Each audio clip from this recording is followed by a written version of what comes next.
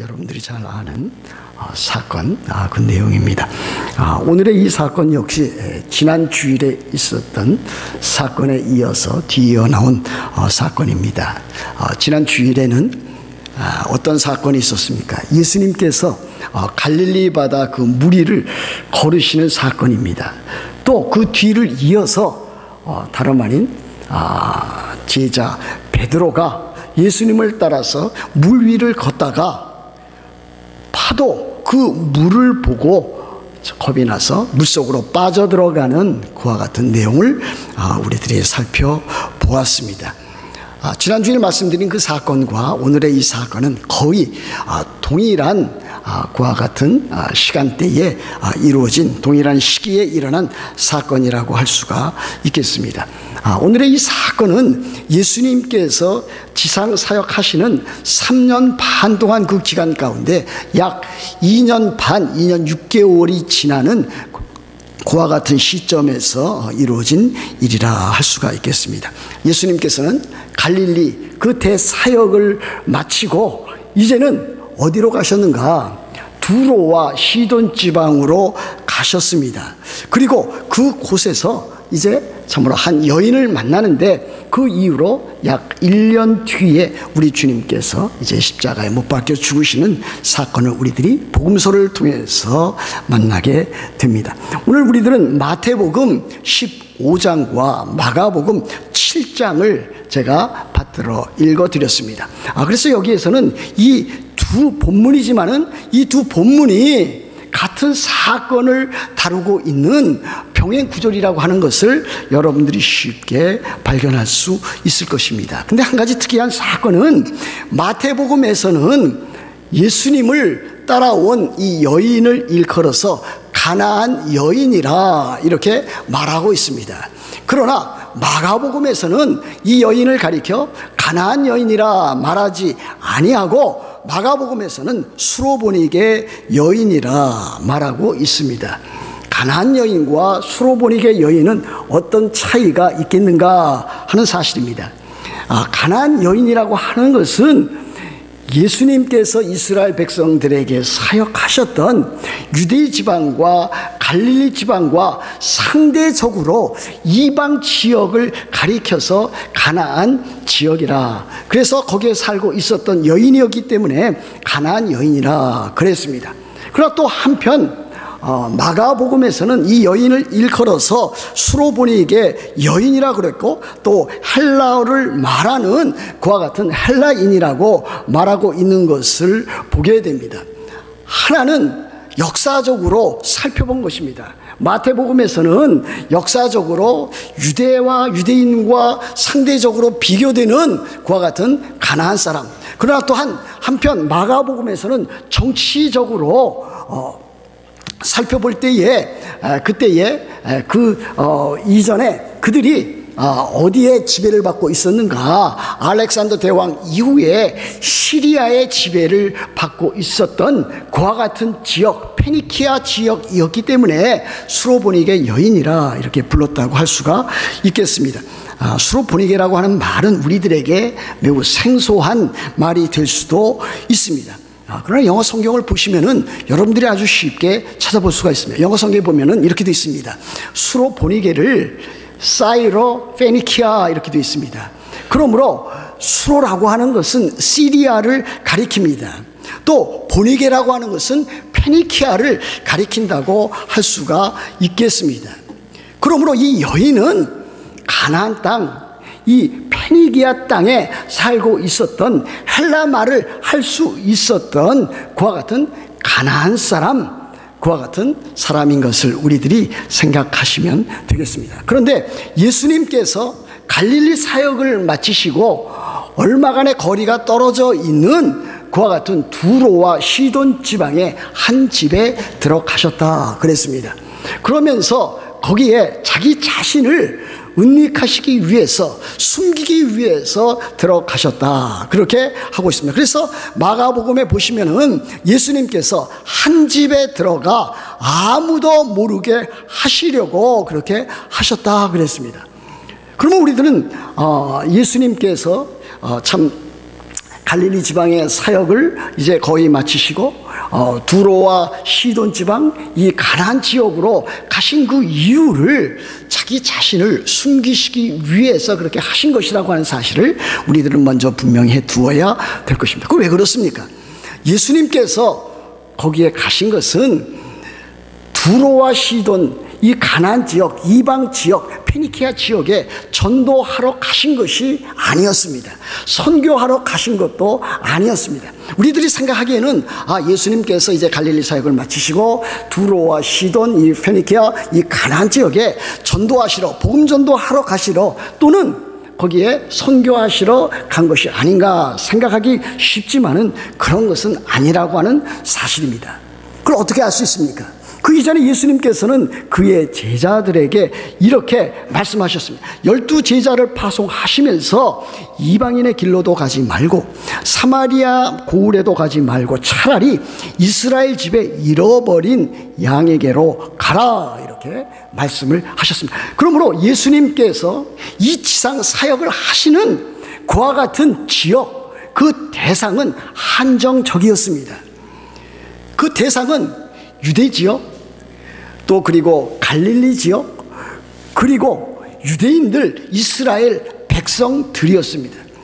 예수님께서 복음을 전파한, 하나님 나라의 복음을 전파한 그 대상과 지역은 유대인들, 유대 지역이었다고 하는 것을 먼저 기억하셔야 될 것입니다. 그렇다면 이방 지역은 어떻게 된 것인가? 이방 지역은 예수님께서 이 지상 모든 사역을 마치시고 십자가에 못 박혀 죽으시고 부활하시고 승천하신 이후에 하나님 우편에 앉아 계셔서 하늘에서, 천상에서 사역하시기로 한 지역이 이 유대 땅과 더불어서 이방 지역, 이방인이었다라고 하는 것을 우리들은 쉽게 알 수가 있습니다.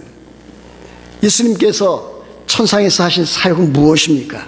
부활하시고 승천하시고 하나님 우편에 앉아 계셔서 하신 일은 이제는 유대인들뿐만이 아니라 이방인들에게도 하나님 나라의 복음을 전파하셨다고 하는 사실, 그것이 이제 사도행전에 아주 잘 드러나 있는 것이 아니겠습니까?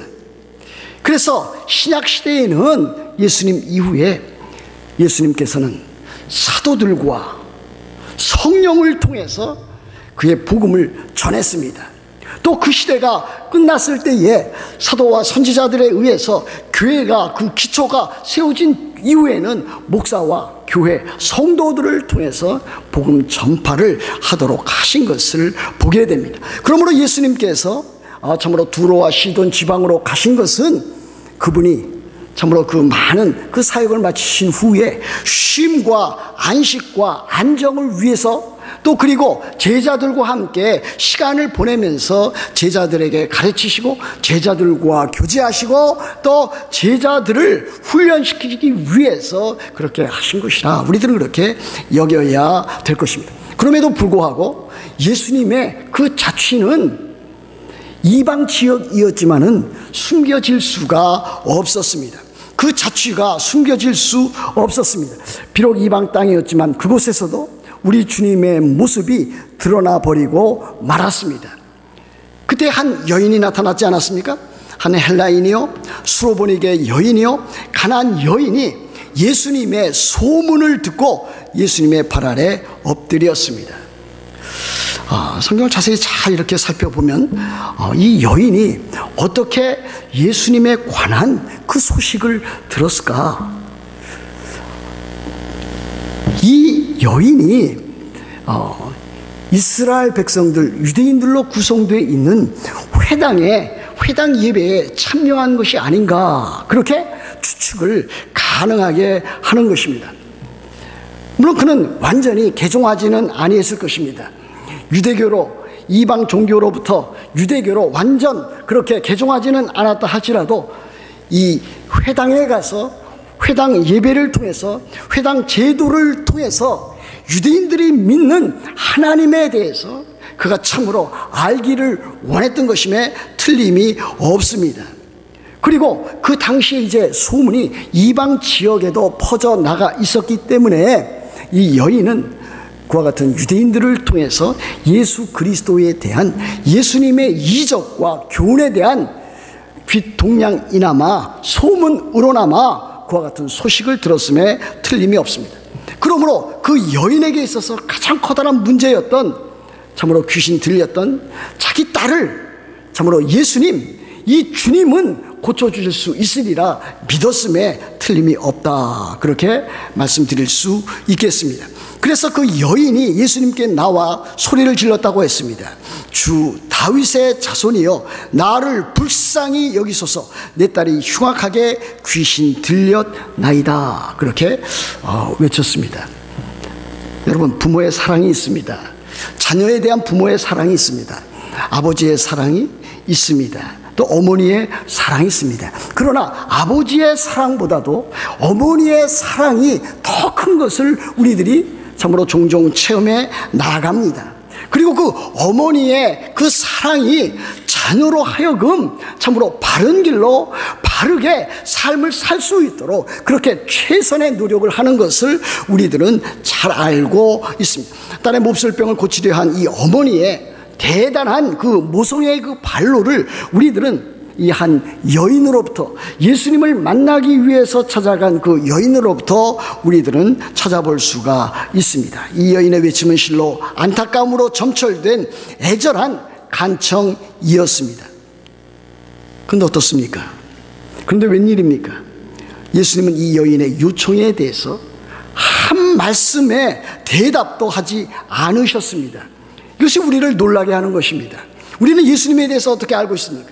예수님은 참으로 온유하시고 겸손하시고 참으로 차별이 없으시고 이방인이나 유대인이나 남자나 여자나 참으로 가진 자나 가지지 못한 자나 다 모든 것을 포용할 수 있는 사랑의 주님인 것으로 우리들은 알고 있습니다. 그러나 예수님은 이 여인을 만났을 때에 여인과 상대하지를 않은 것으로 되어 있습니다. 그렇다면 우리들은 이 예수님의 태도를 어떻게 받아들일 수 있겠습니까?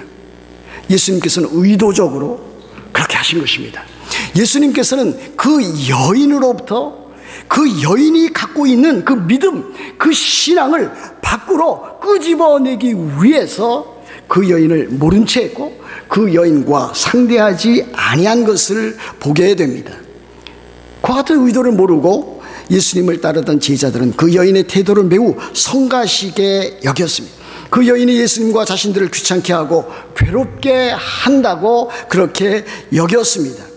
그래서 그 제자들이 예수님께 나와서 무엇이라고 요청했습니까? 그 여자가 우리 뒤에서 소리를 지르오니 그를 보내소서, 이렇게 요청하였습니다. 이때 예수님 또 이렇게까지 말씀을 하십니다. 나는 이스라엘 집에 잃어버린 양 외에는 다른 데로 보내심을 받지 아니하였노라 그랬습니다. 그 여인에게는 아주 청천벽력과 같은 그와 같은 말씀임에 틀림이 없습니다. 그 여인은 예수님을 만나기만 하면 모든 일이 만사형통 될 줄로 알았고 그렇게 믿었습니다. 그런데 예수님께서는 처음에 상대도 안 하시더니 나중에는 이스라엘 백성이 아니라고 해서 이방인이라고 해서 저버리는 그와 같은 언사까지 하시는 것을 그 여인이 보게 되었습니다. 그럼에도 불구하고 그 여인은 어떻게 했습니까? 포기하지 아니했습니다. 낙심하지 아니했습니다. 절망하지 아니했습니다. 다른 사람 같으면 이와 같은 상황 가운데서 자존심도 상하고 참으로 예수님이라 할지라도 나와는 이제 상관없는 그와 같은 자라고 생각해서 참으로 절망감에 빠지고 그리고 돌아갔을 뻔했는데 그 여인은 그렇게 하지 아니했습니다. 25절 말씀에 보면 주여 저를 도우소서, 오히려 주 앞에 더욱더 가까이 나아가는 그와 같은 여인의 모습을 보게 됩니다. 이것이 바로 여인의 믿음이었습니다. 여인의 신앙이었습니다. 여러분, 믿음이라고 하는 것은 언제 가장 잘 드러나게 되어 있습니까? 삶의 위기 가운데, 삶의 절망적인 상황 가운데 그 믿음이라고 하는 그 진가가 드러나 있게 되었다라고 하는 것을 우리들은 기억해야 될 것입니다. 도저히 불가능한 상황 가운데서라도 그 믿음이야말로 진가를 발휘해 나갑니다. 그러나 그 여인은 그와 같은 참으로 엄청난 시련과 엄청난 그 상황 가운데서도 포기하지 아니했습니다. 근데 또 예수님 또 무엇이라고 말씀을 하셨습니까? 그 다음에 보십시오. 이렇게 말씀하셨습니다. 자녀의 떡을 취하여 개들에게 던짐이 마땅하지 아니하니라 그랬습니다. 마태복음입니다. 마가복음에는 또 어떻게 되어 있습니까? 자녀로 먼저 배불리 먹게 할지니 자녀의 떡을 취하여 개들에게 던짐이 마땅치 아니하니라 그랬습니다. 여기 개들이라고 하는 단어가 나옵니다. 물론 이 개들이라고 하는 것은 누구를 가리키는 것입니까? 이방인들을 가리키는 그와 같은 상대적인 용어로 사용하고 있습니다. 자녀는 누구를 가리키는 것입니까? 이스라엘 백성들, 유대인들을 가리키는 용어로 우리 주님께서 사용하고 있습니다. 근데 우리 주님께서 하신 말씀은 아주 귀한, 참으로 이 여인에게는 그 상황을 이겨나갈 수 있는 한 굉장한 그 힌트와 암시가 담겨져 있는 말씀임에 틀림이 없습니다.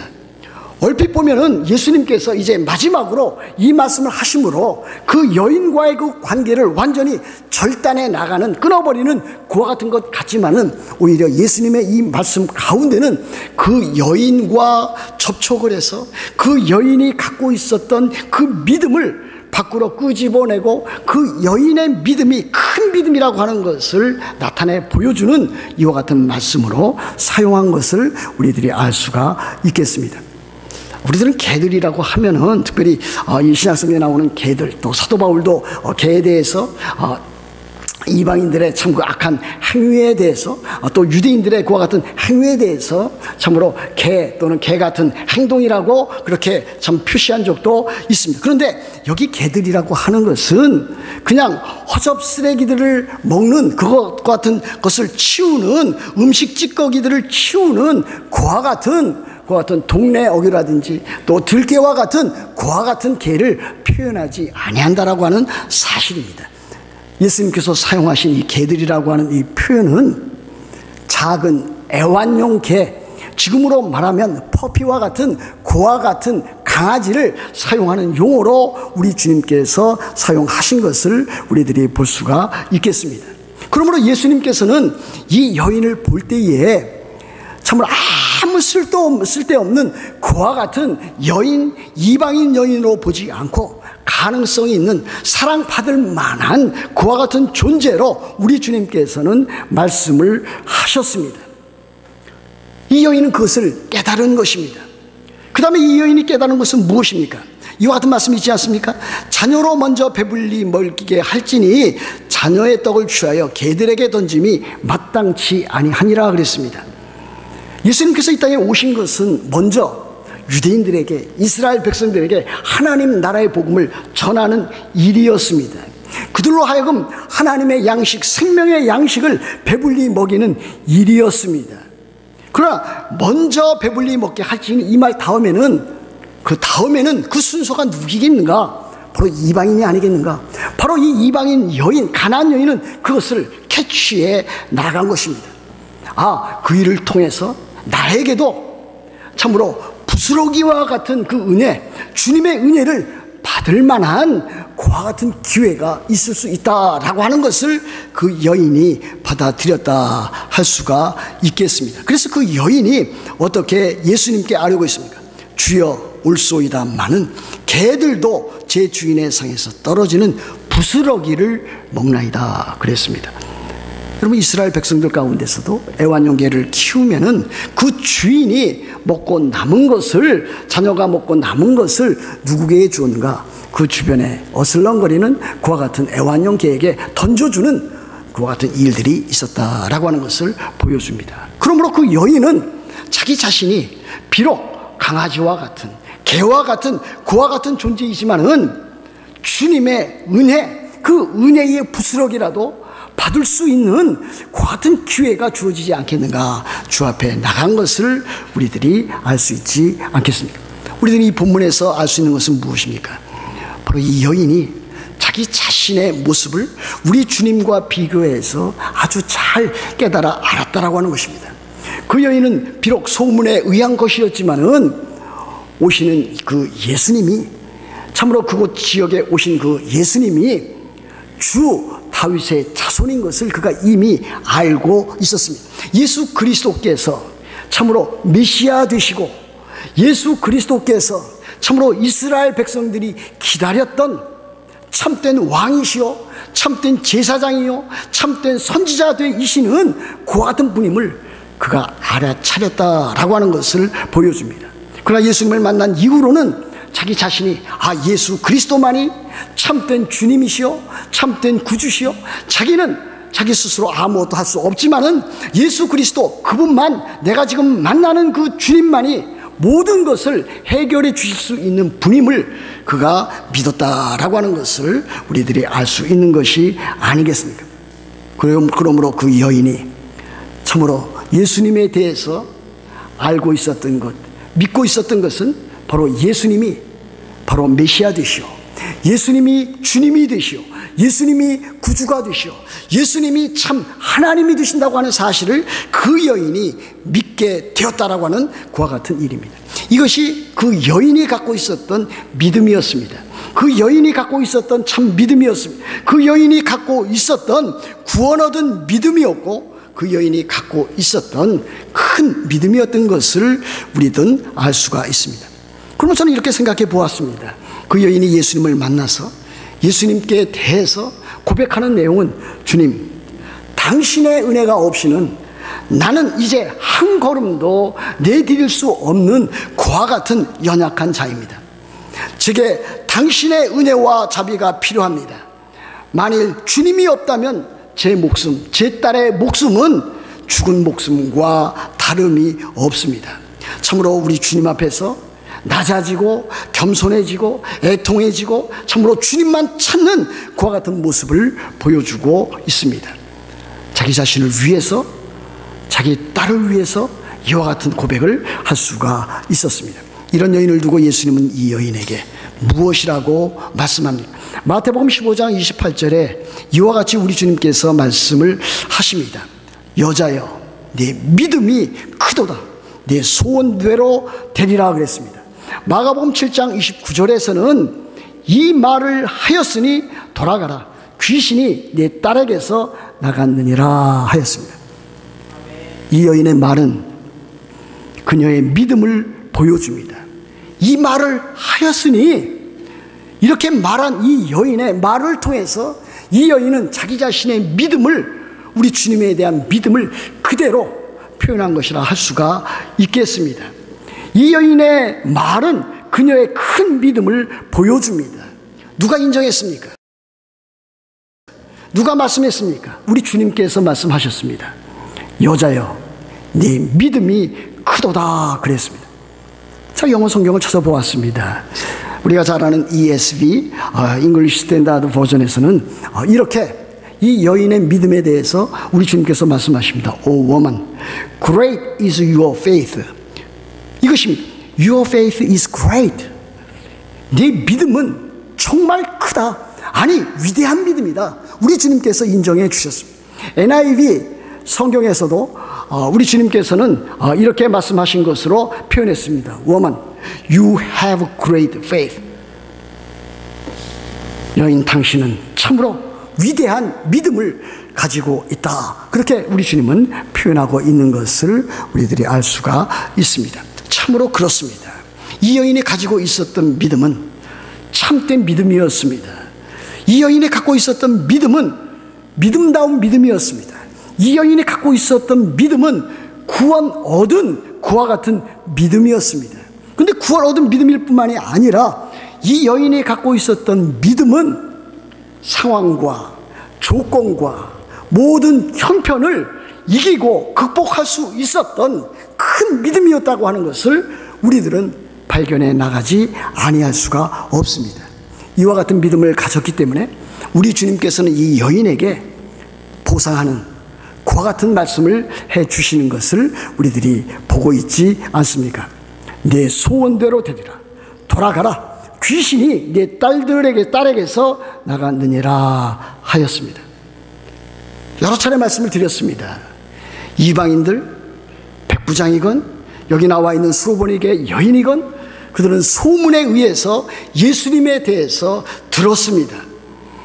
예수님에 대해서 가졌던 그 지식은 그들이 소문에 의해서건 또는 회당 예배를 통해서 그들이 얻었건 간에 매우 빈약한 것임에는 틀림이 없습니다.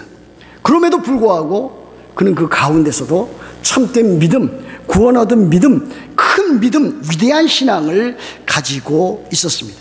그렇다면 이 시간 우리들 자신을 살펴보아야 될 것입니다. 우리는 어떻습니까? 우리는 어떠한 믿음을 가지고 있습니까?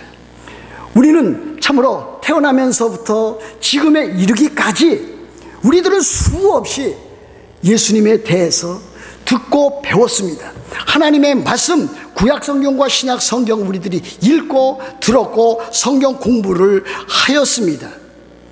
그럼에도 불구하고 우리들이 갖고 있는 믿음은 과연 백부장처럼 큰 믿음인가? 이 수로보니게 여인, 가나안 여인처럼 큰 믿음을 갖고 있는가? 우리들은 이 시간 우리들 자신을 살펴보아야만 할 것입니다.